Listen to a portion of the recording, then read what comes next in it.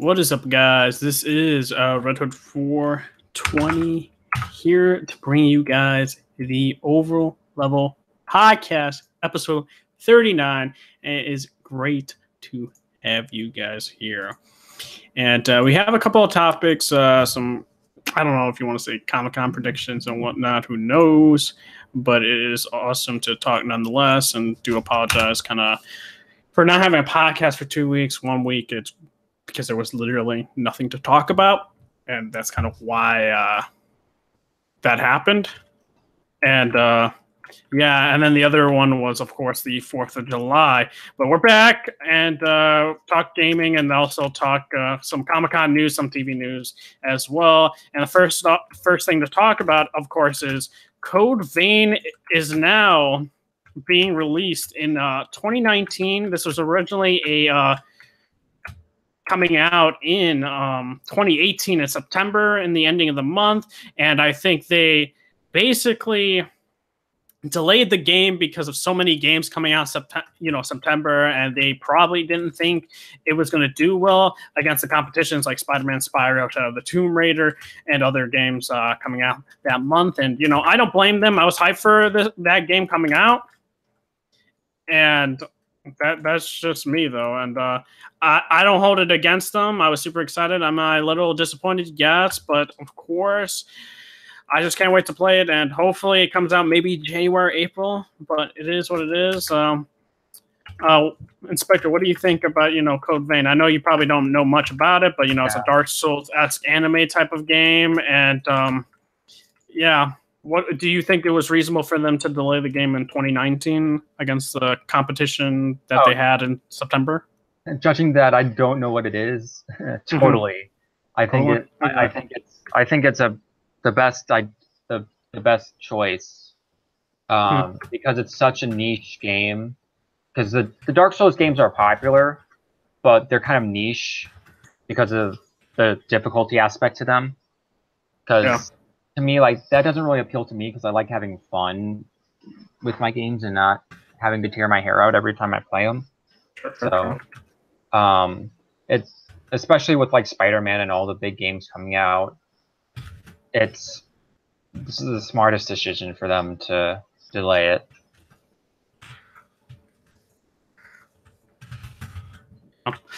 Okay. What about you, TLoU? What do you think about this news? I think it's a good decision, so then they don't have to rush it. You don't want a rush game, right? Coming out. Yeah, but do you think it was them rushing it, or do you think it was them because they knew the competition was too stacked in September?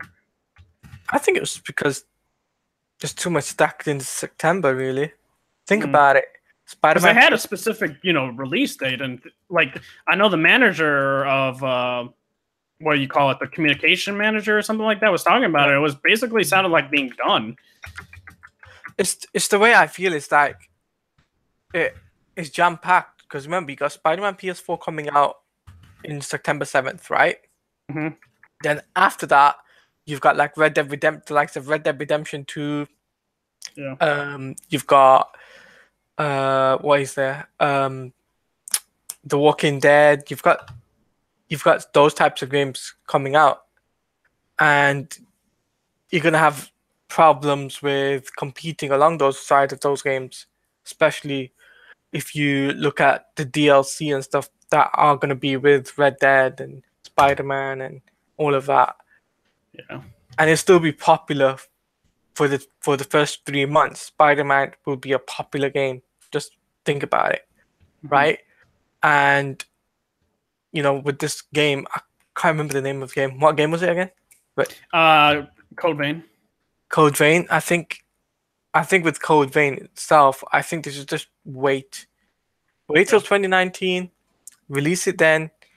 It'll be a good time frame then, because there's no games set for 2019 as in terms of the middle of 2019 or end of 2019. So that's a good thing.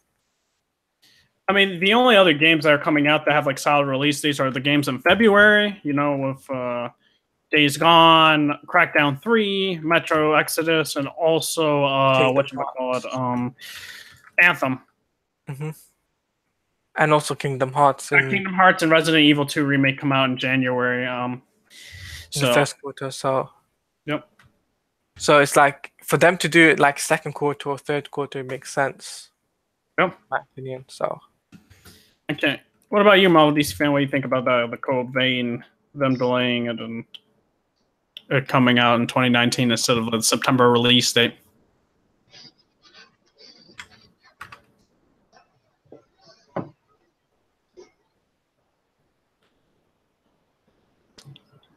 Over DC fan.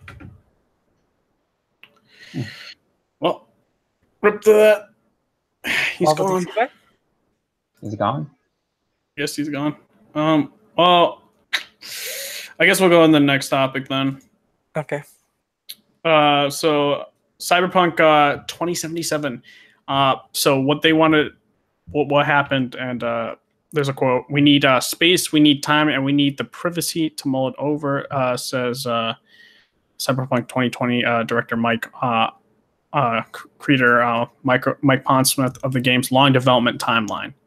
And they're basically saying essentially that the game we have right now is pretty damn close to what I would have built, because he's built like a table over top game. But yeah, and people want this game super bad.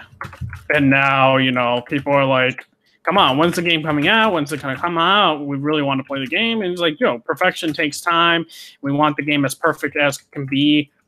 And just leave us be in that, you know, time frame. So it's totally understandable. People are super excited for it, but you guys got to realize this game, just like The Witcher 3, has to be perfect. And they don't want to rush it. You know, games being rushed isn't a good sign. We have that, you know, problems with other games in that like mindset, and what they did that with, you know, Mass Effect Andromeda. But, you know, what do you think, Inspector, about, you know, that, you know, the creator Mike Pondsmith, and, you know, also like the devs of, you know, CD Projekt Red that are working on this game with the, you know, actual creator of the original game that wasn't an actual video games like tabletop and stuff like that. But what do you think? Yeah, it makes sense that they want to take their time, because like CD Projekt Red games are always like super huge in scope, and they like to, and also with the gameplay, it's very tight and very I don't want to say complicated, it's not the right word, but you get what I'm trying to say. Yeah. I understand. It's very in depth. Mm-hmm. And I feel if they rush it out, I feel that it would lose, like, it would just lose all that. Because if you rush a game out, that means there will be less features than there is if you take your time. Yep. And it totally makes sense to me. I've never played a CG Projekt Red game. I've never played the Witcher games, just because the first two were on PC and Xbox, and I never had an Xbox, and I didn't want. And plus, I'm not really into RPGs in general, like hardcore RPGs. So they never really like connected to me. So yeah, Cyberpunk looks really interesting to me. Exactly. What about you, TLoU? What do you think about the comments being made that, you know, perfection takes time and all that? And any advice to the fans of CD Projekt Red and, you know, this game coming out? I would have to agree. A project like that, perfection takes time. For a game like that with CD Projekt Red, you can't rush into things and, you know, deliver out in, let's say, 6 months to a year. A game like that has to take time, and, you know, I think with CD Projekt Red, I think that company alone, I think for what's it called, Cyberpunk 2077, is it? Yeah, Cyberpunk 2077. Yeah, with that type of game, right? That game will obviously comes out next year, but with that particular game, it cannot be done in a space of, let's say, 2 years. It has to be done 3, 4, 5 years maybe at the max, and they have to get, you know, try and fix some of the bugs and stuff like that. So, in my honest opinion, let them pace at their own time, not like rush it down and get it out and be like, oh, this bug, so we have to update the game and do it every month or something. We don't want that. Exactly. Yeah, I totally agree with what you were saying. Marvel DC fan, what do you think about CD Projekt Red and how the creator of the original Cyberpunk game says, perfection takes time, but any advice to the fans of CD Projekt Red and Pondsmith Cyberpunk game? Wait, can you hear me now? Yeah, we can hear you. Okay. Honestly, I'd have to agree, because, perfection, it does take time, and, it can't be rushed in any way. You gotta let that creative side just go with it until it knows that it's, finished. And also about the last topic, 2019 is fine just because the rest of this year swarmed.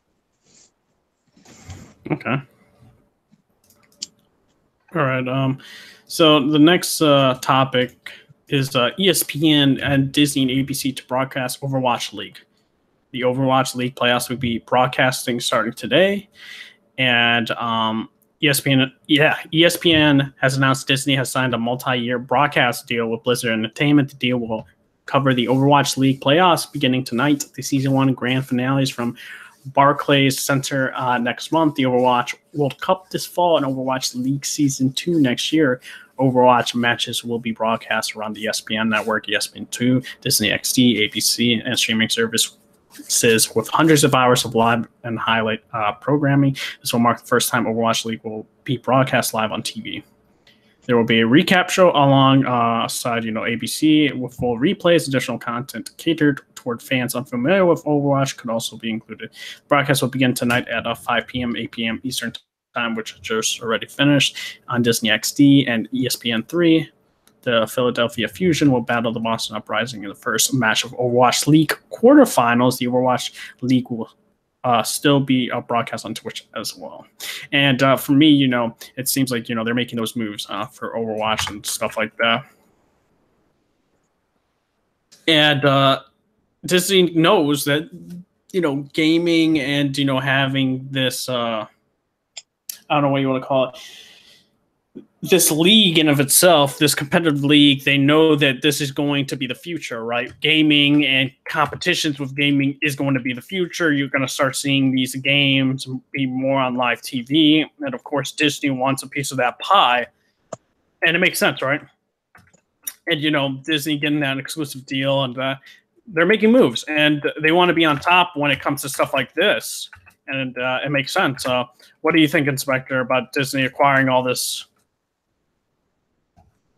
Yeah, it totally makes sense that they wanted to do this, because Overwatch is still one of the biggest competitive games out there, even though it's 2 years old. And Disney wants, Disney is one of those companies that just wants to milk everything. Let's be honest.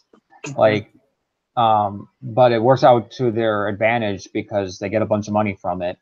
They're the most profitable entertainment juggernaut ever. So it totally makes sense that they want to do it. Yep.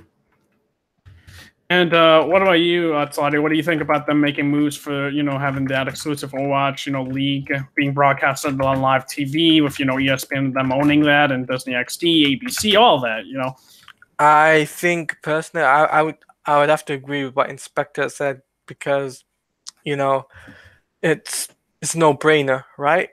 Yeah. So, Overwatch is a big game itself, even though it's been 2 years out. So, I think Disney's like WB; they just milk everything. So, from what Inspector said, I got nothing more to add on that. What about you, Marvel DC fan? What do you think? Pretty much going to say the same thing. Overwatch is still really popular among people, and Disney just, milking all that for everybody. So, yeah. I gotcha. All right. So next, That's actually we have one more thing. I thought I put it up here. I guess I didn't. Okay, here we are. The Last of Us Part 2. Last of Us Part 2 is about honoring Ellie, and Naughty Dog has made a point of implying she may be the only playable character, but in a new interview, Naughty Dog Vice President Neil Druckmann had let slip that she'll have someone else along for the ride. Well, so Ellie used to be an NPC, but she's the protagonist in this story, so the player is controlling Ellie. It's safe to say with the game that we made in the past that there will be some NPC with you in this story, even though we're not showing the NPC in this demo. And our general approach is to say, again, how do we treat them like people? How do we get them to behave honestly as those people? How do we give them interesting characteristics so that we can navigate the world, make meaningful actions, and surprise you in the way people do? So what do we think about that? There's going to be an NPC. I thought that was going to be a no-brainer because it makes things more interesting having another, character come with you and to not be alone by yourself. And we've had that with Uncharted. We have that even with, Xbox's Gears of War. When you have characters with you, it just makes it more interesting. And having a character not be with you or talk to you, it just makes a game less interesting. And I felt like, I don't know how this is very surprising for people. Now, the question is, will it be Joel or will it be, some new character taking the place of Joel? But that's what I think. I don't know why people are surprised. That's just me, though. What do you think about this, Inspector? Yeah, like you said, I think it's more interesting when there's an NPC because, think of the original Last of Us. You were playing Joel. Ellie was your main NPC, but when you played as Ellie, you had David, and I think David as an NPC made him an even more interesting character. Like you see him develop as an NPC, not just through cutscenes. So I think, as you said, it's a no-brainer that they're bringing NPCs in, and it kind of makes sense that they're hiding the NPCs because maybe it's like a big spoiler. Some of the NPCs, and yeah, it just makes me more excited for the game. Yeah. What about you, Talati? What do you think? I'm excited for the game, of course. With the MCs, I'm not too sure. I haven't read into this story as much, so. But I'm gonna have to say I have to agree with what Inspectors, because I've got no exact comments to reply to it. All right, Marvel DC fan, what do you think? I don't know, man. I'm kind of I'm split down the middle. I like the fact that they're bringing back an NPC character to come along with you, and I wouldn't it doesn't matter to me if it's old kind of like Joel or a new NPC character. The only thing I'm kind of worried about is if we actually get the game, and if it is a new character, I just hope that they don't kill Joel off unceremoniously. I hope he kind of sticks around for a little bit, because if he dies at the beginning or something like that, I think that'll be just really disappointing for me and just Last of Us fans in particular. But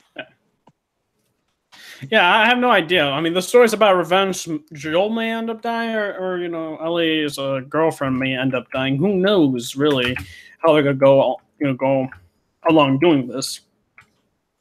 Personally, it's it depends on the story and how they approach it. And if Joel dies, if it's a meaningful way, or if it's tasteless, who knows?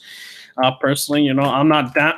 Will I be upset that Joel dies? Yes, but the story's about hatred, revenge. So to me, it makes sense if they were to kill him or the girl off. But that's just me, what I think there. Well, now we're gonna go into really kind of the TV topics. So now HBO, one of my favorite, TV provider, broadcasters or channels and whatever you want to call it, right? It seems like they're going to be restructuring heavily. And, it was funny because AT&T said they would take a hands-off approach on HBO. And it doesn't seem like that's going to be the case now. And I just find it interesting. Right after AT&T said, "Hey," the CEO was just like, "Yo, we're not going to do much, man. We're not going to like change anything. It's going to still remain the same." But they lied, and I think that's a bit disheartening because now they're trying to make it less niche, and they're going to be becoming it more of a streaming service and all this other stuff. And to me, I'm a bit angry. Like, so are you going to now make like these really like adult stories more centered, for more people? Like, I just don't understand. I think that's a bit sad to me because I'm a big HBO guy. I like Westworld. I like Game of Thrones, and I can't wait to see these new other shows that comes out. That the next Game of Thrones show like Westworld's a new Game of Thrones type of show. I personally think, right? And to kind of like go off and just talk about really what the executive at HBO says. HBO is set to change direction following Time Warner and AT&T's recent $85.4 billion merger. Per the New York Times, Warner Media Chief Executive John Stankey said during a town hall meeting that HBO will need to make adjustments as a result of the merger. It's going to be a tough year, Stankey said. It's going to be a lot of work to alter and change direction a little bit.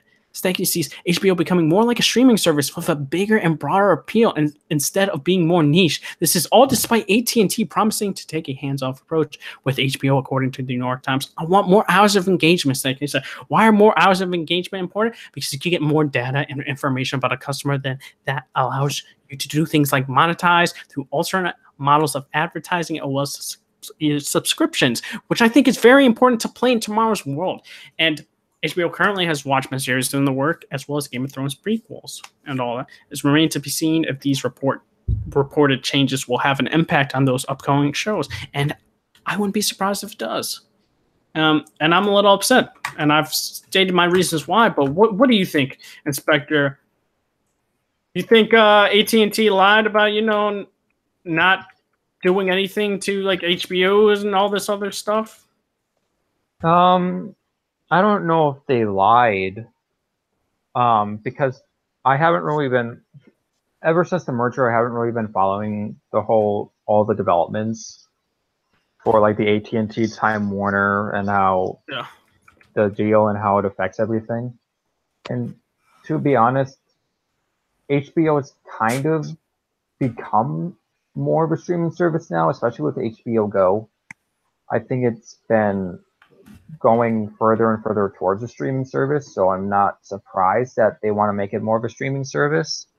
But I don't think that will like affect the quality of the shows.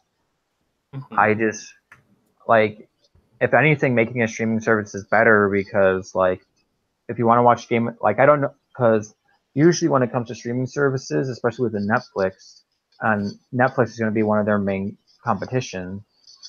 And with Netflix, you basically get the whole season right away.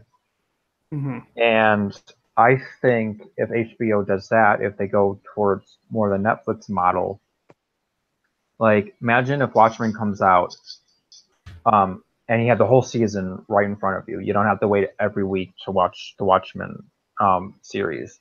I think that will heavily like make more people want to watch it because you don't have to wait 13 weeks to watch it. You can just watch it in like 5 days or whatever your like schedule demands. Yeah, I mean, yeah, keep going.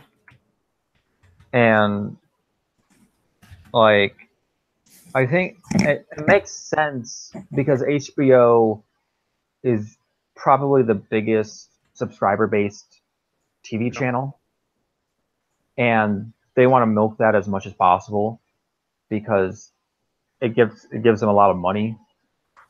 And with Game of Thrones ending, they're losing one of their flagship shows, even though there are prequels coming, even though I don't think people are interested in the prequels, because I think people are more invested into the characters in the show. So yeah, that's my take. I think it makes sense, but like I don't really watch that much HBO stuff, so it doesn't really matter to me. Yeah, me, like, I can understand where you're coming from about that streaming, but it seems like they're restructuring the whole company, like, heavily. To, like, I just find it a little worrisome that they said, nothing's going to happen, it's going to remain the same and all that. And I can understand about the whole streaming service, that's fine, but it seems like them restructuring as a company as a whole after this merger of them, AT&T. Well, that kind of makes sense because that's what happens. Well, yeah, I know, but they're like, it seems like HBO isn't going to remain the same after this, and it seems like AT&T will try to make things broader and less niche, like they're saying. So it could affect the quality of the shows in terms of writing. They're like, well, we can't have like these like gory scenes anymore. Cut that out. Make this more, more monetizable and all this stuff. Maybe I don't know. Mm-hmm. Like I can't really speak on that. Yeah, but that's my big problem right now. It's just like I don't know what they'll do, and it scares me because I'm a big HBO fan and all that, and that's the biggest problem I have right now is hearing about this news. But what do you think, TLoU? Do you think that this of AT&T promising that they'll take a hands-off approach, do you think they went back against their word, or you think they lied? Because CEOs lie all the time, if we're going to be honest with ourselves, right? Do we think that this will affect the quality of HBO shows and, hearing about AT&T's plans and all that stuff and, how they would make shows even, like, shorter, not an hour like, Game of Thrones would be? Right. Because I'm not from the US, so I don't know exactly how much of an effect it does US television-wise. But as a general audience, I think it's a bad move. I think they lied straight up because the CEOs, the higher up, they tend to say these types of things, and then they go back on their word. Yeah.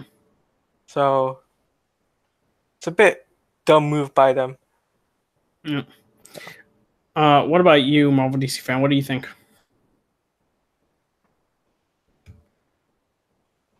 I think his mic's broken.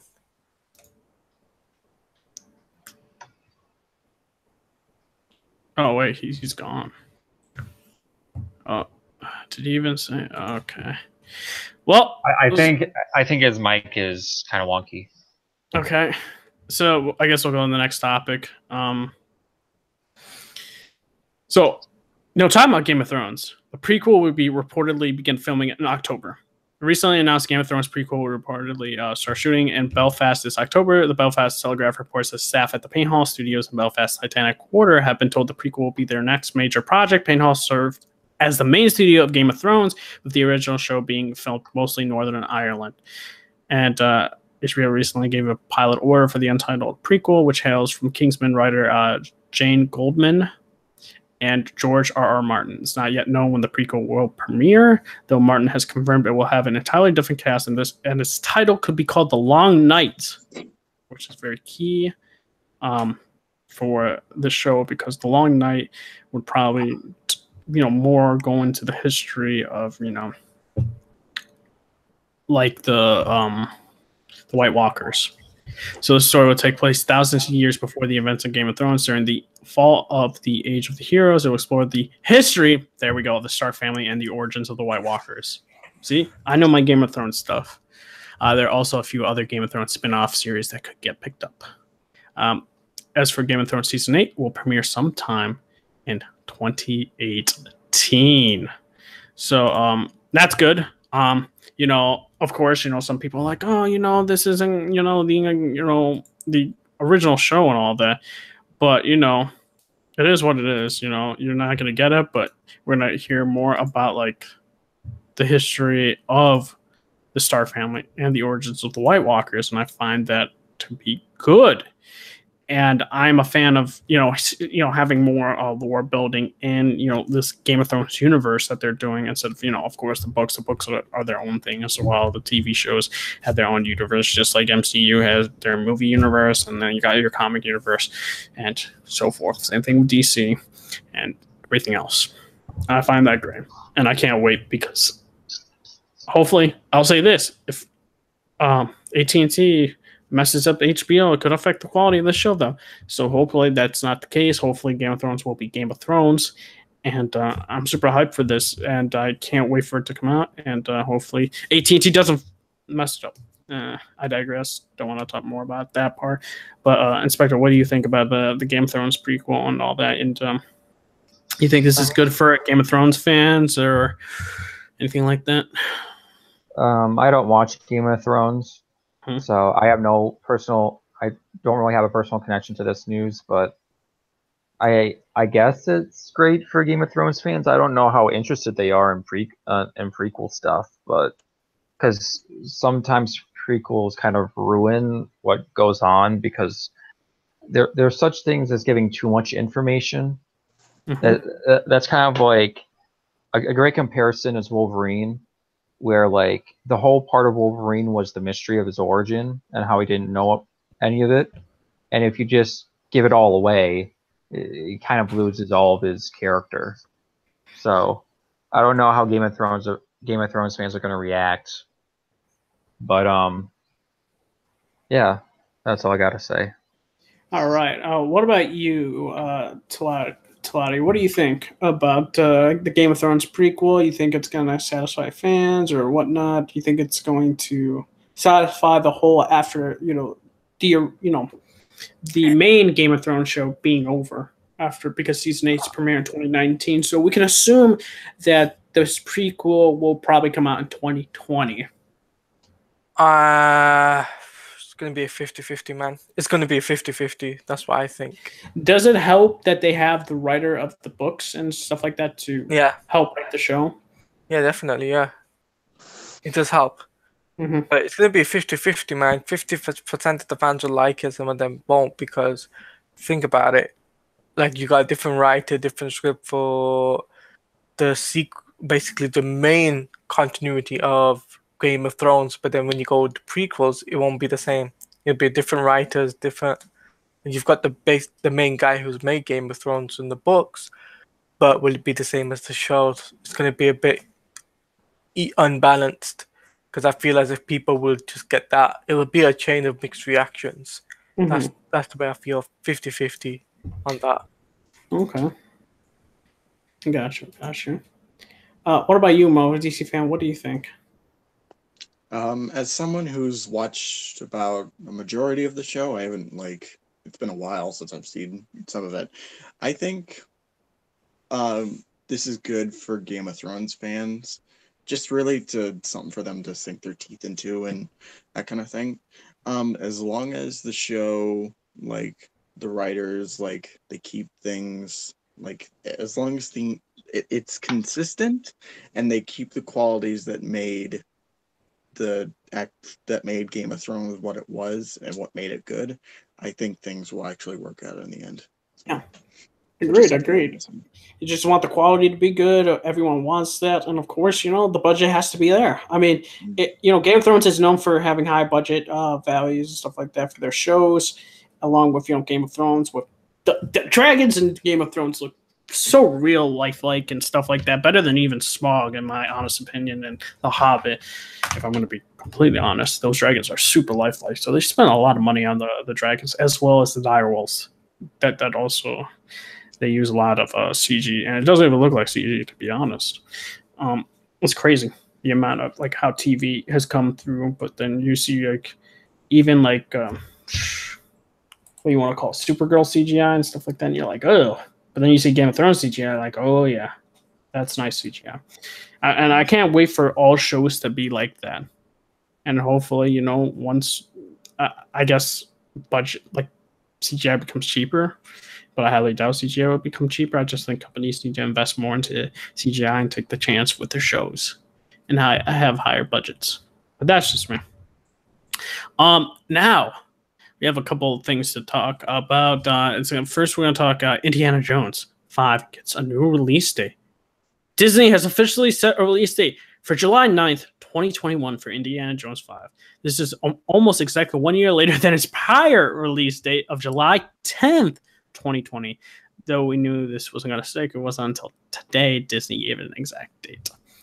Per The Hollywood Reporter, Disney has made other changes to its release calendar as well, announcing that Jungle Cruise, I don't know what that movie is set to release on October 11th, 2019. It's a new movie with The Rock in it. Wait, what? Jungle Cruise. It's a new movie. It's a new movie with The Rock in it. It's based off like the Jungle Cruise line. Huh. Okay. Then you have Maleficent 2 is coming May 29, 2020. I'm like, I didn't even know Maleficent 2 was even a thing until now. I didn't even know Maleficent 1 made a lot of money. And isn't that with Angelina Jolie? Okay. Yeah. So of course she'll probably be coming back. Mary Poppins Returns is also getting a slight adjustment, moving up a week to December 19, 2018 from its initial Christmas Day release. Disney also announced it's shortening the Wreck-It Ralph sequel's title to simply Ralph Breaks the Internet, dropping the Wreck-It Ralph 2 monarch entirely. It's also its release date of November 21, 2018 hasn't changed. The reason for the delay for Indiana Jones 5 most likely comes down to Disney's decision to change writers. I didn't even know that either. Jonathan Kasdan, who most recently worked on Solo, a Star Wars story, has taken over writing duties for David Cope, delaying the film's shooting schedule. And then, Steven Spielberg is set to direct Indiana Jones 5 alongside longtime star Harrison Ford. All right, so a little worried there. Jonathan Kasdan, who worked on Solo, is taking over writing duties for David Cope. See, listen, I can't say, I've seen Solo. I still haven't yet. I could use my movie pass, but we also got to talk about movie pass. But yeah, I haven't seen it, so I can't say whether the writing is good or not. I heard it's an all right movie. That's about it for me. Really, I didn't even know about some of these movies. I didn't even know Maleficent 2 was a thing, and Indiana Jones 5 seems like they're doing a lot of rewrites, I guess. And I don't know if they've already started shooting or not, or they're just working on the script. But, I mean, it is what it is. And I just find it just ironic that Harrison Ford just loves playing Indiana Jones instead of Han Solo. So he's like, yeah, Indiana Jones. Everyone loves that. And it's like, I'm not a big fan of like Indiana Jones like that. And, that's just me though. And hey, more power to him if he wants to keep playing Indiana Jones, but that's just me. What about you, Inspector? I don't think that bodes well for Indiana Jones. I'm not really a big Indiana Jones fan. Like, I've seen Raiders. I like Raiders. I like parts of Temple of Doom. I haven't seen Last Crusade. Of course, like most, I wasn't really a fan of Crystal Skull. Mm-hmm. But to be honest, I don't really care. And knowing that they keep switching writers, that's even a worse sign, because with constant switching of writers, that means you don't trust the other writer, so it's probably just going to become a mess. Yeah, when it's all said and done. And with Wreck-It Ralph, I think it's good that they dropped the Wreck-It Ralph 2, because I think that kind of like made the title kind of stiff, because you're kind of repeating yourself. You're like, Wreck-It Ralph, Ralph Breaks the Internet. It makes sense that they got rid of the moniker Wreck-It Ralph 2. And I'm looking forward to Ralph Breaks the Internet. I really liked the first Wreck-It Ralph, so I'm looking forward to it. What about you, Slotty? What do you think? I think, well, I do watch the Tomb Raiders, not Tomb Raiders, what's it called? Indiana Jones series. I just think it's past his time, to be honest with you. I don't think he should do another one, because at his age, especially, he's in his near 70s and stuff. So I'm just saying, it's time to, not do a remake, but like pass the torch on to something else. But Wreck-It Ralph and all of that, but not Wreck-It Ralph 2, what's it called? Ralph Breaks the Internet. Ralph Breaks the Internet. As far as that goes, I think that's a really cool thing. They've decided to change the title and that. So that's my opinion on that. So yeah, that's what I gotta say about those. Yep, got you. Marvel DC fan, what do you think about all this news and slight adjustments and Indiana Jones? Well, I mean, I really enjoyed the original Indiana Jones trilogy, and Crystal Skull was just trash, even when I first saw it back in 2008. And when I heard that they were doing a fifth movie, it was kind of hard for me to get excited after what happened with the last one. And now hearing that they're having a writer's change, that makes me even more like, I don't really feel like seeing it. But, I mean, when we see a trailer, maybe my opinion will change on that. But like in terms of like the other movies and stuff, I'm kind of glad about the Wreck-It Ralph title change because it just makes things a lot more, it just makes it a little better without having to repeat itself. But Maleficent 2, I mean, I saw bits and pieces of the first one, so I'm gonna have to rewatch that one. Maybe I'll see it, but and then Mary Poppins. I enjoy the original movie, so I'm probably gonna go see that one also. Okay. Yep, and now we have one more thing to talk about. Two more. Stan Lee drops $1 billion lawsuit against POW Entertainment. So it's a company he co-founded. Per THR, Lee released an official statement announcing the lawsuit has now been dropped. Lee was suing POW on the grounds that the company and two of its officers stole his name and likeness to sell POW to a Chinese company, saying the terms were never disclosed to him. Lee also accused POW CEO Shane Duffy and co-founder Gil Champion of fraudulently obtaining a document in which Lee gave over exclusive rights to his likeness and identity to the company. The whole thing has been this is a statement from Stanley. The whole thing has been confusing to everyone, including myself and the fans, but I'm now happy to be surrounded by those who want the best for me, Lee said in a statement. I am thrilled to put the lawsuit behind me, get back to business with my friends and colleagues at POW, and launch the next wave of amazing characters and stories. So, I don't know what to think. It seemed like he I don't know if he wanted to sue, like if he was either in the right state of mind to sue or someone forced him to sue. Because it seemed to me that I don't know if he was suing just for the sake of suing. And listen, I love Stanley. I love how he's a nice guy, and I don't know if it's just his age or someone's using him. There's been a lot of problems with him lately. And if someone's using him, and I don't know, because we've heard the accusations about his daughter and stuff like that. And I really hope that's not the case. I really hope that's not the case, because if you're using Stanley to sue other companies and stuff like that, you need to stop. And if you're feeding him false information, you need to stop. And that's if that were happening, or if it's him. Like, he's suffered a lot. Like his wife, recently passed away, and I just feel that. I don't know really what to say, because it's like the lawsuit in of itself was just a surprise to everyone hearing about it, because he's co-founded and all that, and I was just like, wow, why is he doing that? It doesn't make sense to me, and I'm leaning more to the side of he may have been forced to do so. Now, hopefully that's not the case, because I feel like him being used and all that just not great. Like, he's been through a lot. You heard about the blood stuff in the hospital and all that. I just think, let the man be. That's just me, though. What do you think, Inspector?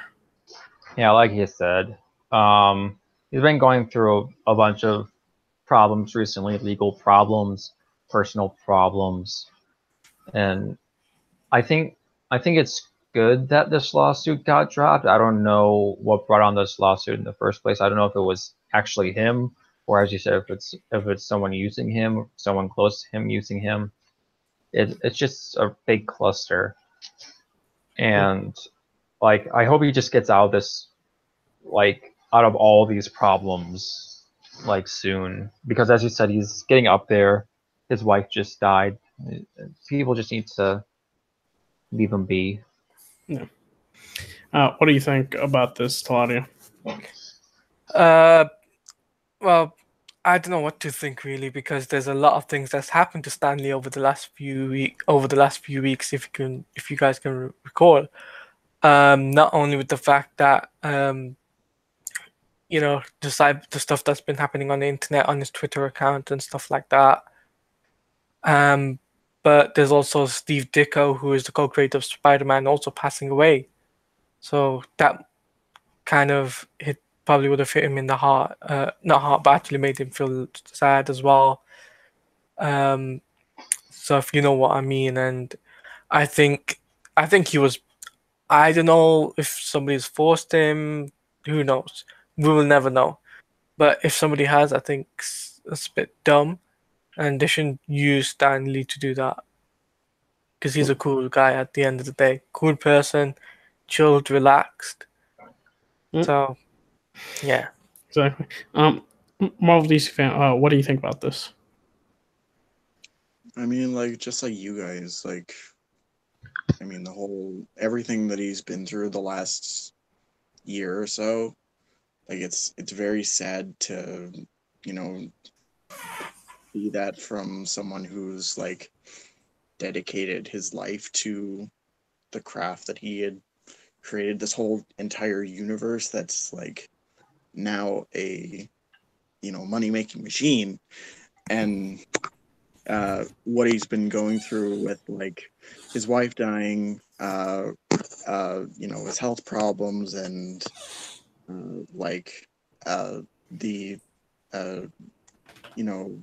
stories of, like, elder abuse, which is it's just disgusting to me. Like, for me, the only thing I really can say about it is just leave the poor man alone. Like, he's already been through enough the last year as it is. And yeah, like, he's up there in age, and just leave him be. Yeah, exactly. And what Talati brought up was going to be the next sort of news. Steve Ditko, who is the co-creator of Spider-Man as well as Doctor Strange, recently passed away. It was a couple of weeks ago, but it wasn't like officially confirmed till like now. And it was a lot of sadness, because he's like, didn't he do the color for Spider-Man as well, like the iconic red and blue?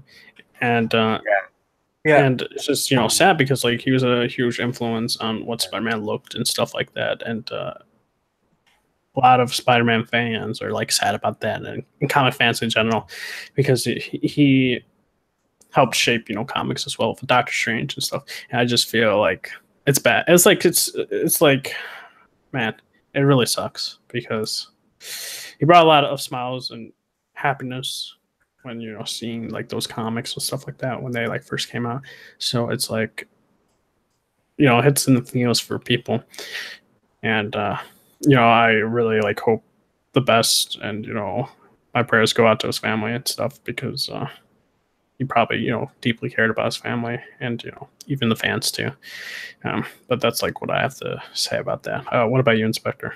Yeah, it really sucks that he died, and like he actually died. Like we got the news, I think, on the 5th, so last week. But I think he actually died 2 weeks before, like a week before.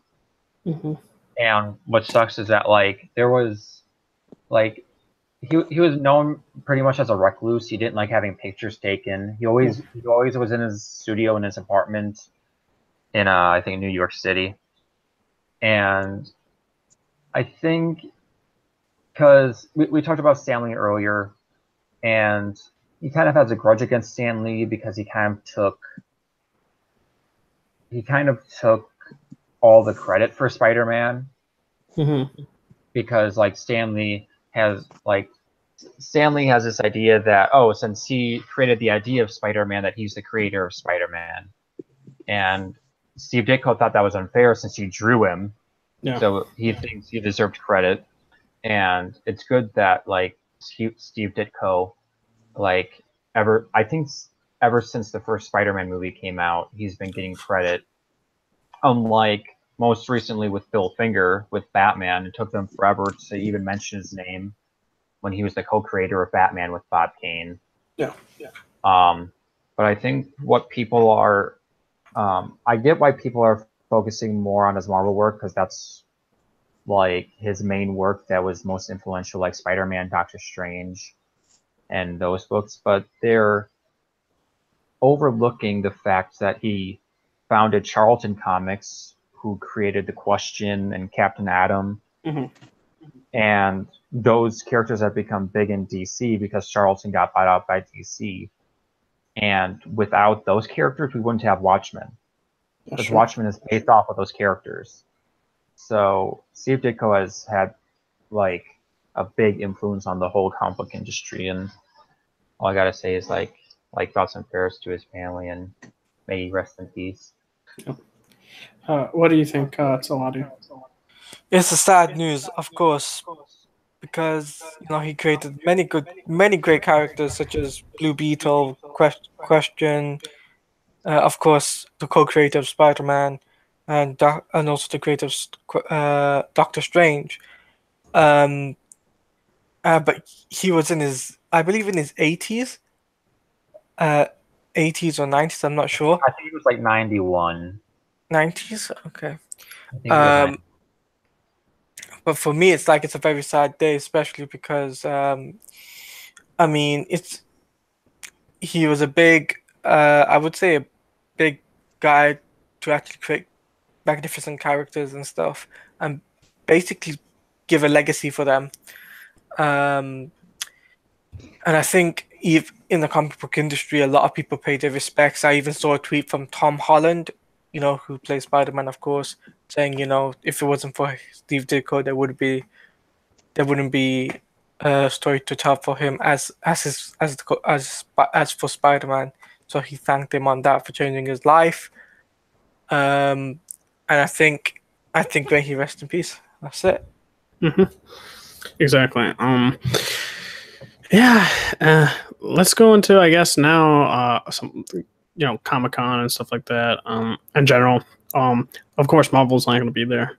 Don't know why, but they chose not to. So you're not going to really get much from them. Venom will be there. There's a thing floating around. Don't know if it's true. Don't know if it's been confirmed. Deadpool 2 will have the uncut version. The uncut version being shown at Comic-Con. I don't know if that's true. It could be true or not. But then they also, revealed the Deadpool 2 uncut version for, Blu-ray and stuff like that. So you'll get all those jokes that were cut, and also with the Hitler baby thing that will be in the uncut version as well. Also, DC streaming service, yeah, they're gonna be there. You're gonna see, Teen Titans.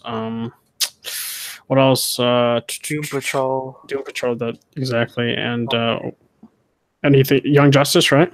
Yeah, Young Justice, Outsiders. Yep, and that's it for the DC streaming service. No, there's Swamp Thing, Harley Quinn. Well, so everything is going to be there. Everything's going to be there for the DC streaming service. Okay. Did they confirm whether or not Swamp Thing will be live action, or is that going to be animated? They haven't said yet. Okay. They haven't said yet. Okay, and then also, I'm going to assume you'll probably get something for DC, regarding the movies. You're going to probably get something with Shazam, probably a teaser trailer. Yeah.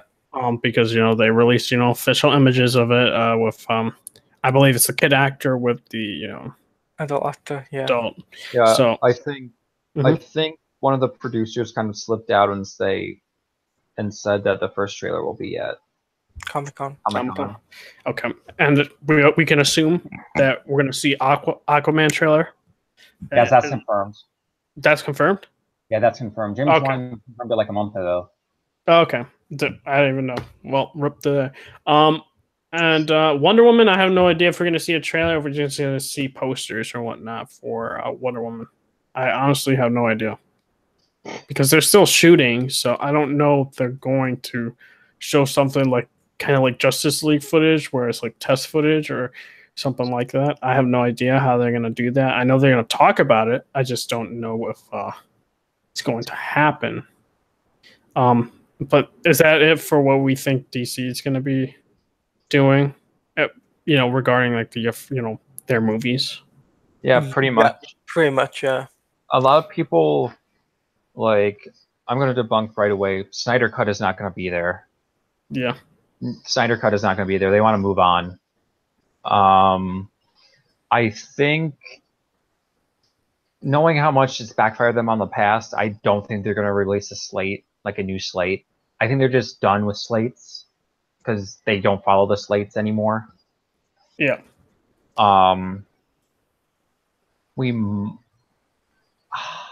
I don't think we'll get anything on Batman. I don't think so either. Maybe Green Lantern Corps, but that's still in like the pre-writing phase because Jeff Johns is writing that, and he's still like transitioning from his old position to his new position. I think the most they're going to focus on are Shazam, Wonder Woman 84, and Aquaman. I think there's going to be I was gonna ask, do you think they're gonna show footage, or you just think they're just gonna talk about it and show a poster? I think there's gonna be posters, and I think there's gonna be a poster revealing Cheetah. Okay. Like the actual, not like Barbara Minerva, which we've already seen, but like actual Cheetah. Okay. And what else? Venom's gonna be there. I don't know about Spawn, because like casted Jamie Foxx, but I don't even, the shooting hasn't. I don't know if shooting started, or I have no idea about that movie. Oh, they're still casting, and I don't know if it's written yet. Okay, so the Joker movie supposedly was, it's a go. With I forgot that actor's name. Joaquin Phoenix. Yeah, Joaquin Phoenix. Supposedly that's a go. And I don't know if it's been officially confirmed though. Has it? It's a go. I think filming in September. So like it's official though. It's official. Yeah, it's filming at the end of the year. Okay, so that's happening. Yeah, we're I don't think it'll be at Comic-Con like them talking about it. Yeah, it's not gonna be at Comic-Con. What else? Venom. Maybe if something into the Spider-Verse, they'll probably maybe show another trailer for that. Yeah, because we heard about Nicolas Cage supposedly voicing the Spider-Man Noir. Just find it interesting. He's doing both Teen Titans Go Superman and now Spider-Man Noir. Seems like he's making a comeback, but voice acting wise now. I don't know. It doesn't seem like there's going to be that much like big announcements in terms of movies for comic. I mean, but they might show something that we just haven't really like known about. I don't think in terms of comics. I was just saying in terms of movies. Maybe I don't think it too will be there. Like I think because we already got like a picture with the cast of like James McAvoy and all of them. I don't think you'll get a poster. I think next Comic-Con will be the place for that. I do think Glass. I think there's gonna be a trailer for Glass because they showed like a poster for it already with all three of them sitting together, which confirmed about that. We're probably gonna get another Fantastic Beasts trailer. Oh yeah, that's true. And Disney, I have no idea what Disney's doing. Are they even doing anything at Comic-Con? I don't know actually. I haven't been following them, but if they do, most likely Lion King. Lion King? Okay. Because Lion King comes out next year, and they've shown like the animatronics that they're using. Because they're using a mix of animatronics and CGI.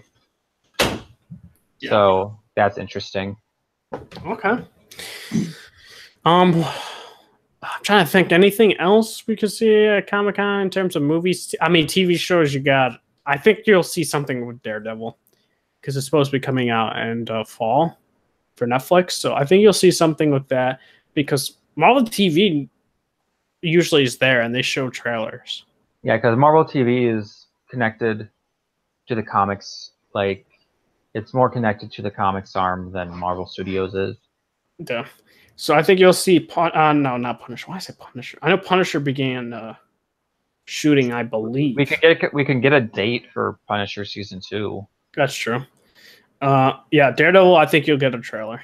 Usually, every year there's trailers for the Netflix shows, so you'll get something with Daredevil. I don't know about Iron Fist. I don't know when that's supposed to be coming out.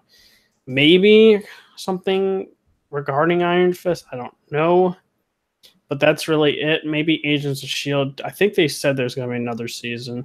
So maybe you'll get some info on that, what they'll be introducing. And then maybe Marvel TV will talk about the streaming service for Disney app and if they're going to have a new show like Moon Knight or Blade.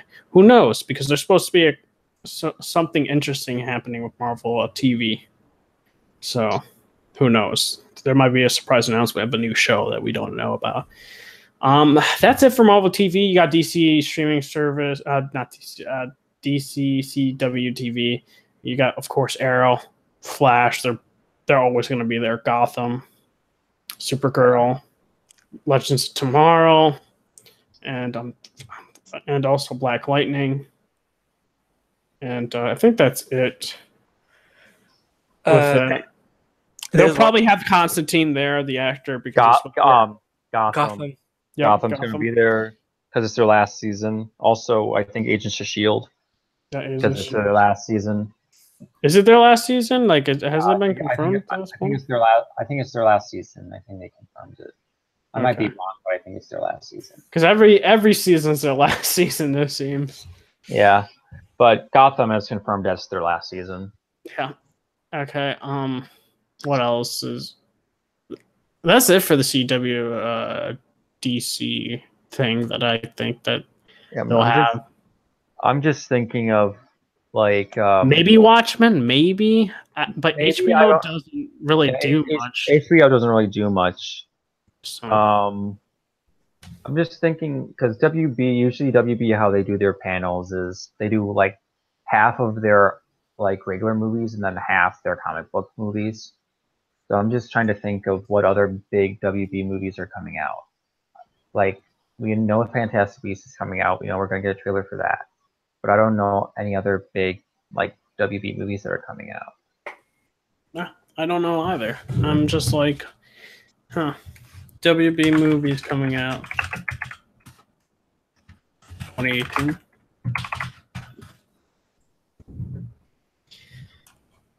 All right, let's look. You got Teen Titans Go, The Meg, The Nun. You probably got something with The Nun. Yeah, Mowgli. Yeah, I think Mowgli. Yeah, Mowgli will be there. Lego Movie 2. That comes out February 8th, 2019. Maybe. No, I think it will. You know what? I'll say yeah. Shazam. I already know. Minecraft. I didn't even know there's a Minecraft movie. I guess there's a Minecraft movie. No, who said there's a Minecraft movie? That comes out supposedly May 24 on May the 24th, 2019. Godzilla 2. Actually, probably Godzilla 2. Yeah, Godzilla, most likely. Most likely like a poster. Mm-hmm. It Chapter 2. That's September. I don't think we're getting anything for that. No, that's too far forward. And then, of course, you know, Wonder Woman 1984. That's come out November 1st. Yeah, you're not getting a trailer, but maybe posters. That's it, really. Yeah. They don't have many movies, to be honest. Yeah. Oh, yeah, we already talked about Aquaman. And then it says Untitled WB Event Film number 2 coming out December 25th, 2018. Whatever that means. I don't know what that is, but coming out, Christmas might be a low-budget movie, so I'm not expecting anything big there. Yeah, I don't know, man. Unless they have a movie, like surprise, but yeah, I don't know. For them, it's not that big of a year, it seems. Except for, you know, Fantastic Beasts and Aquaman. Yeah. Yeah. Plus, there's another thing as well that you guys forgot to mention. Marvel Games will also be at San Diego Comic-Con. They'll be unveiling their last DLC for Spider-Man PS4. And they'll be talking about a lot of other games as well. Oh, you're talking about DLC in terms of like the Black Cat thing, like those type of DLCs, or are you talking about the pre-order DLC? Pre-order DLC. Oh, okay. Yeah. They're gonna unveil that, and then there's rumor going around possibly some more stuff from Marvel Games. Mm-hmm. So who knows what it is. And just so you know, guys, Jamie Walker of Rocksteady confirmed it's already confirmed. Yeah, it's already confirmed. He done that beforehand and said no. Rocksteady Games. NetherRealm did the same thing as well. I heard that as well. That Ed Boon tweeted out about that. So don't get hyped for those WB games. Yeah, WB games aren't there at all. So just Marvel. Just be prepared up for Marvel. Okay. We done all that. All the game stuff. Yeah, you probably get like a booth for Spider-Man PS4. They might have the same demo at E3. I wouldn't be surprised. Just to get more people to play it. With 2 months to go. Mm-hmm. I doubt it, man. The same demo. I mean, they do that all the time, like with video games or Comic-Con and stuff. They don't do it. I'm not saying a new demo. It's gonna be the same demo, so people can play.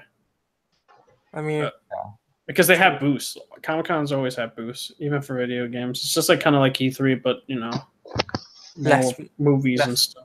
Less crowded. Yeah. So you'll probably get a couple PlayStation 4 stations there and shit like that. But that's it. I guess, Inspector, anything with DC for comics and stuff? Usually DC doesn't reveal any big comic stuff at San Diego. Usually they save it for either WonderCon or New York. Okay. They do have a big announcement coming in the DC Nation magazine, though, coming out August 1st. A Green Lantern announcement, because they're kind of shifting around everything. So the big rumor is that Grant Morrison is going to be coming on Green Lantern, and that's huge. And I don't know how that will work, because Grant Morrison is a very weird writer, but I think he fits for Green Lantern. And if he's going to be the new writer, then I'll check it out. I've been liking what Robert Venditti has been doing with Hal Jordan in the Green Lantern Corps, and that's ending next month. And Dan Jurgens just took over Green Lanterns, and that's a good start to his run. So I just wonder how they're going to shake it up, if they're going to cancel Green Lanterns, or if their Green Lanterns is still going to go on and Grant Morrison is going to be writing his book with like Hal and everyone in it. So that's plus there's new writer for Wonder Woman. Oh yeah, there's a new writer for Wonder Woman. G. Willow Wilson, Miss Marvel fame, is going to be writing Wonder Woman after Steve Orlando's short, like 5-issue arc that's coming up. She's starting in November, and the art is going to be done by Kerry Nord, which I think is a perfect fit, because he's best known as a Conan artist, and he also did some art in X-O Manowar. So I think he's a great pick for Wonder Woman. Well, yeah. I don't know anything about Marvel Comics or whatnot, them being there or whatnot. I have no idea. All I know is, Amazing Spider-Man came out recently, so you guys check that out. I haven't went to my comics yet. I haven't went for like a couple of weeks, to be honest. So I have to pick up all my comics, and it's gonna bite my wallet. But quickly say though, for Comic-Con, there was something like literally on the tip of my tongue to talk about. Oh, Batman Rebirth. Well, not Rebirth. Batman. A little pissed off. Actually, kind of pissed off. So this was having to do with the latest issue, and they were hyping this event up. With the wedding and 80 variant covers. Yep. And the ending was pretty piss poor. Yeah. Because they were hyping this shit up. Because, listen, like, they should have done... it was so, like, generic. It's like, oh, I'll never make him happy. It's like, what? Like, what the fuck? You get coerced to say, nah, fam. Me marrying him won't make him happy. Like, what the fuck? Yeah. I was just like, you hyped that shit up. It's so weird because, like, I dropped Tom King's Batman, like, 10 issues ago because I just couldn't bear it. Mm-hmm. And I know, like, Tom King's run is very divisive. You either like it or you hate it. Yeah. And, like, when it started, I was kind of digging it. And then after... like the War of Jokes and Riddles, it just started steadily declining for me. And like this whole lead up was just exhausting for me. I don't like how he writes Batman, how it's like super repetitive. and like Batman's always depressed, and he's going to be even more depressed now because he got stood up by Catwoman, and like yeah, and the writing it just like it was leading up for Catwoman. Like was 100% sure that she wanted to marry Batman, that they were partners, and it was very like it was like consistent in terms of messaging, like with her fight with Talia al Ghul and stuff like that, and Robin, Damian Wayne, accepting Catwoman to technically be a stepmother and all this stuff. Yeah. And just for her to somehow get coerced into saying, yeah, nah, let's not get married, that made no sense. That was so out of character in terms of storytelling. And plus the actual ending, where, spoiler alert, Bane was the mastermind behind all this. I don't know how they're gonna explain how convoluted that is, because like he has like all the villains around him. Like he has Ventriloquist, he has Gotham Girl, which makes no sense. He has Skeets, which makes no sense. He has Thomas Wayne Batman, which makes no sense because that totally like contradicts the Button. Yeah. I don't know why. And plus, like the main artist, not the artist that did like the one-page like splashes for Batman and Catwoman. Like there's a bunch of artists in this issue, but the main artist for the main story was Mikel Janin, and I like his art, but when you look at that splash and you see Batman, it's the regular Batman. It's the regular Batman design, not the Thomas Wayne Batman design, because he just traced over the Batman design. So I think that's kind of lazy.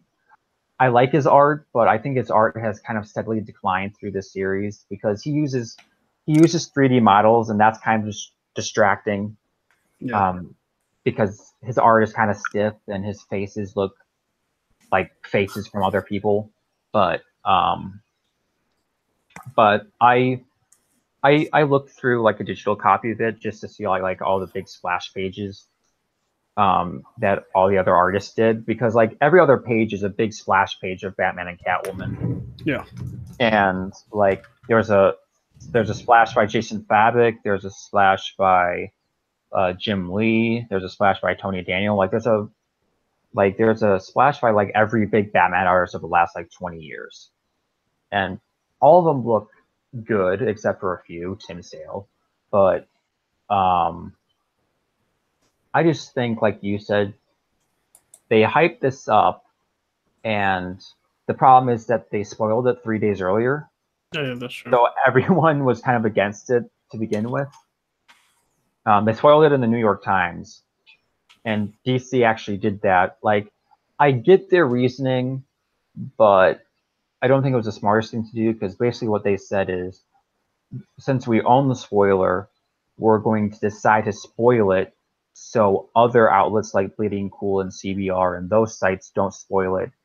Because the thing about with those sites is that they get a review copy and they post spoilers willy-nilly, especially Bleeding Cool. Bleeding Cool is the worst for it. See, my thing is, though, people would know by now not to click on that. That's the thing. I know, but that's the argument against it, and I agree with that. So I think DC kind of shot themselves in the foot with that. It's just like, let me spoil this shit, or just don't give review copies to them. I don't know. Well, the problem is that if they don't give review copies, then the people will complain. Oh, well. But, but the thing is, with all these variant covers, now retailers are complaining because everyone ordered all these variant covers, and a lot of people canceled their pre-orders. Yeah. So they just have a bunch of these variant covers just sitting on their shelves. People were pissed. Yeah, but I feel that's kind of like, it's the fault of DC and also the fault of the retailers since they ordered so much. Yeah. And that's the problem, because these companies these companies are only going for the diamond numbers, and like the diamond numbers are how many copies of books are sold to the retailers. Yeah. And that's when you see sales numbers. That's not actually how much each retailer sold, it's how much they ordered. And most of those are pre-orders. and it's a big thing, and I can't really go into it because it's very hard to explain. But also going with that, Catwoman, the first issue of Catwoman came out, and it was actually pretty good. But the problem is, since it's connected to Batman 50, some people canceled their pre-orders for that too. So it was kind of like a lose-lose. Yeah. So. But yeah, that was me. In terms of writing consistency throughout that, just that ending, that issue just didn't make sense. I was very disappointed, heavily disappointed. But overall, I guess anybody else with predictions for Comic-Con? Because I guess it was just me and Inspector, mostly talking, and Toddy with some things to say.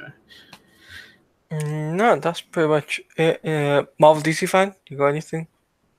I mean, the only things I'm really expecting is more news and trailers for stuff that is already for the next year or so. I'm not expecting much for the Batman or Spawn or stuff like that, but maybe stuff for Aquaman and Captain Marvel and maybe a poster or something like that for Wonder Woman and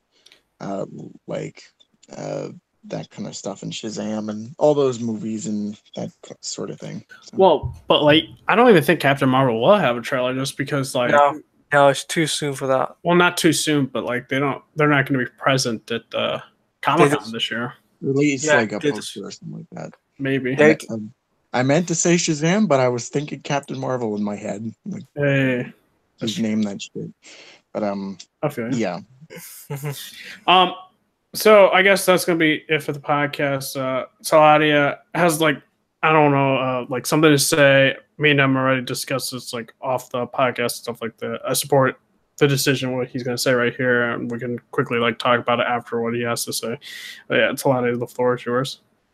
Right, guys. So from now on, guys, I will be only coming to special events to the podcast, so such as San Diego Comic-Con, VGAs, PSX, E3. So the big major comic events or gaming events, I should say, that are happening, I'll be coming only to those. Unfortunately, because I've got so many things that are happening currently, and plus, there's time is of the essence as well, and so that's the main reason why. And plus, there's a lot of other things I want to focus on because I am currently in the stage of transition to making that switch from Xbox to PlayStation. So obviously, I have to sort out my accounts and everything, and it's just taking me a while to get all of that done. Yeah, and what I've said, we've talked about it multiple times, and no, I didn't force him out or anything like that, because I know some people try and say that. I've been very supportive of Talati and stuff like that with his Twitch streaming and stuff like that, and I told him he can come back anytime if he wishes, and if he wants to come back as a permanent member. I'm gonna start though, and Talati's stead, try to find another member. But we'll have guests rotating and stuff like that, and see who could be in that spot to fill Taladia. But even if we do get a permanent member and Taladia still wishes to come back, he can still come back, and then we'll have another member. But right now be rotating, and then I'll choose whoever that person is. But I respect his decision. I'm not angry at it. We talked about it all the time, and we still talk about it. We just still talk in general. So that's just me, and that's what I have to say and all that. I don't know if the other podcast guys Inspector or Marvel knew about this, but yeah, that's all I have to really say on the matter and stuff like that. And I still support him, so you still should check him out, on his Twitch and Twitter and all that. Anybody else? Anything else to add in general in terms of topics or whatnot? Not really. No. All right, guys. I do have a plug. I have a new article coming out tomorrow. Oh, there you go. What's the article about? Are you going to wait until... Okay. Leave us. I can divulge it here. It's about a Wonder Woman, the Hikatea, one of my favorite Wonder Woman stories. So watch out for that, tomorrow morning, hopefully. Okay. So, guys, this is the Overleveled podcast. We're going to do our outros start off with me. I've been, Twitch streaming, quite a bit. We're at 40 Twitch followers, 10 more, and one step closer to a Twitch affiliate. And my average viewers have been going up, so I'll hit the 3 average mark in a month for, probably soon, like really soon, because right now I'm at like the 2.8 mark. So I've been getting, quite a bit of people, coming in the stream and stuff like that. Chatting is awesome. And I've been doing Twitch streaming. I'll try and do more YouTube and stuff like that. This is harder to, do in terms of making videos for YouTube, but Twitch streaming, it's hard enough itself just to keep that grind going. But it's awesome to, still do those Twitch streams and stuff. And so I've made a schedule where it's like, I try to at least stream 3 times a week. And during my day streams, I'll stream like Metal Gear Solid 5. And I just started today with Gears of War 5, Gears of War 4 in terms of co-op. And I'll have people, in the stream, playing Gears of War 4 co-op with me for the campaign. I don't know if I'll stream multiplayer, but don't there multiplayer. And then also I am streaming Metal Gear Solid 5 during the day as well. And during the night streams, I will be streaming Life is Strange. I already finished Life is Strange before the storm. I had some funny moments, stuff like that. It was very funny interactions, commenting, and people commenting, people, coming to streams about that. And what I'm trying to do during the night streams is like really my chill out phase and playing, not like the heavy intensive gameplay games until, once I'm done with these type of games, because right now I'm trying to finish Life is Strange before Life is Strange 2 is coming out, which is coming out in September. And supposedly you'll have some of your choice influence that, but it's a different new set of characters. And I'm hearing Captain Spirit will be a part of the story, but it seems like he won't be the main character though, which I'm glad about because I'd rather play older protagonists. But, Captain Spirit is still a good game. It's free, so you guys should check that out. And then after, Captain Spirit, I'll do the Walking Dead Telltale, series until August because the episode comes out in August for the final season. So, yeah, those will be the streams, like Telltales during the night, during the days, Metal Gear Solid 5 and Gears of War. But after I'm done with those games, I may play some, RPG games. And maybe Fortnite. I don't know. I go in and out about Fortnite. Sometimes like it, sometimes don't. And it just has to also depend if I get a group of people playing with me. But yeah, that's really it. So yeah, you guys can check the Twitch at Redhead420. And also, if you guys want to see more content for the Overleveled podcast, hit the like button, hit the sub button, also comment below. It'll be awesome hearing your guys' opinions on these topics. We'll go with Inspector. Where can they find you at? You can follow me on Twitter at the Inspector. All right. And TLoU, where can they find you at? You can find me on Twitter, which is at mteladia. You can also find me on Twitch, which is twitch.com/Teladia Plays. I stream 3 times a week. I stream 7:30 UK time, 2:30 Eastern Standard Time. Currently, what am I doing? I'm just focusing on Star Wars for a little bit until I get a PlayStation 4, like I said, until Spider-Man PS4 comes out, which we'll be covering that on the channel. You can also find my YouTube, which is youtube.com/Teladia Plays, or just search it up. I'm just doing a couple of videos, possibly doing about Spider-Man, and also do a channel update for you guys. You guys know what the situation is on my YouTube channel. Yeah. Gotcha. Also, Marvel DC fan, where can they find you at? Well, there's my YouTube channel, of course, which is Marvel DC Fan X99. You can follow me on Twitter, which is at Marvel DC Fan X99, and then my Facebook as well, Marvel DC Fan X99. Right now, we're in the process of, getting Arkham City all started up. We have a few parts out right now, and then I'm trying to make a schedule for some other games during the week, like Batman the Telltale series, some Injustice 2 streams that I meant to do like months ago, but now I'm kind of getting around to it. And then Arkham Knight Hard Mode on Twitch. So you can find all that stuff on my channel and all that sort of stuff. My Twitch, there should be a link in one of my channel parts, like find that. So join me there. We'll talk and all that sort of stuff. And yeah, so like, comment, subscribe, share, all that fun stuff. And take care. Yeah, quickly also give up about Twitch. I completely forgot. I'll be actually purchasing an Elgato HD60 Pro, which I can put into my PC, so I can stream PS4 games.